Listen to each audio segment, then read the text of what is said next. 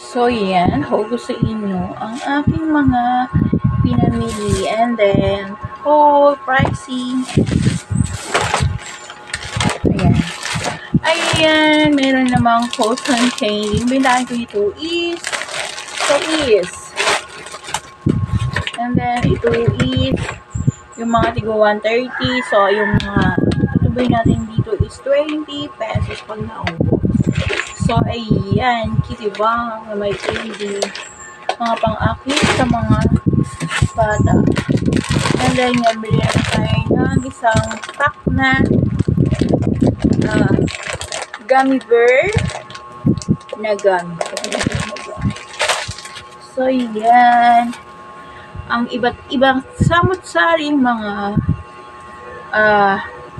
pambata. So, ayan. Superman. So, yan. Pinoy talaga or dito ba talaga sa Pinoy ginagawa or sa ibang bansa sa mga pambata. And then, ito, Thunderbolt. Maasim. Sour candy. So, ayan. Mga bago nila ngayon sa mga paningin ng mga bata. So, alam niyo naman, si Manay Marna, so lagi naghahagilap ng mga bago yan, mga candy. Mga, ito, 4-5 yung bintahan ko nito. Ito, piso, pero depende pa rin. Hindi kaya ng bata, piso, bigay mo na. And then, ayan, 4 na pack na Cuculitus. 10 piso ang pintahan ko nito 60 peraso. So, meron tayong 10 piso sa isang tab na ganito. So, meron tayong 10 piso and then plus ito yung Tupperware. And then dito pa Tyrannosaurus BBI. So, ayan. Samot-samot saring mga pambata. So, ayan.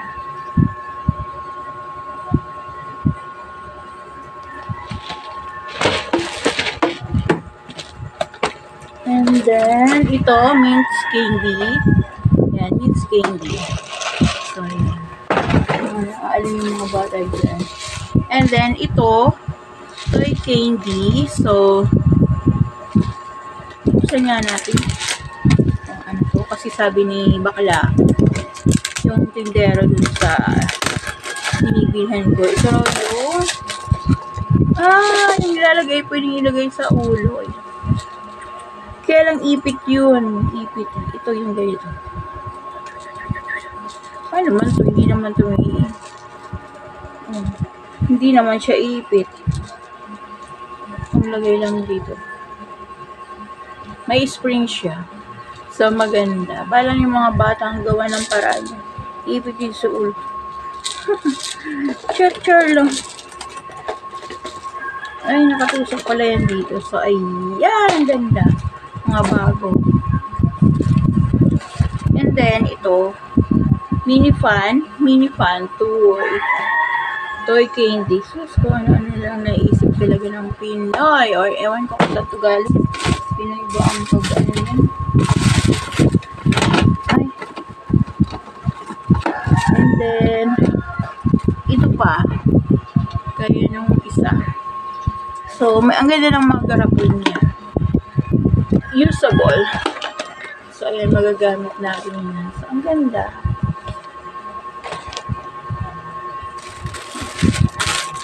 Hindi ito yung C-Star. Tapos 5. Yung powder ito. So, and then, yung cherry soft gum. Yan. Pwede ng lipstick pag wala kang lipstick. Pinagaganyan sa mga bata. Ang mga bata sa lips nila. So, noon, bata tayo, ganyan. Ginagawa rin natin yan. And then, ito mabenta rin to sa tindahan ko. So, yun yung candy sunod-sunod. Ay, high 4. And then, yung toothbrush candy. Yan. Candy. toothbrush sa yung dito sa may braso to is yung candy. And then, ito, bago na namang disenyo, surprise doll, pero parang chili naman siya. Ayan. Dati noon, cola-cola, ganyan. And then, ito is ice cubes. Candy. So, yan. Ayan, dalawa pa lang ganito yung candy, toy candy. So, ayan. Mga bago pa niyo mga bata, alam ko na dudumigin naman sa Monday yan ng mga bata. So, kailangan madagdagan pa yan.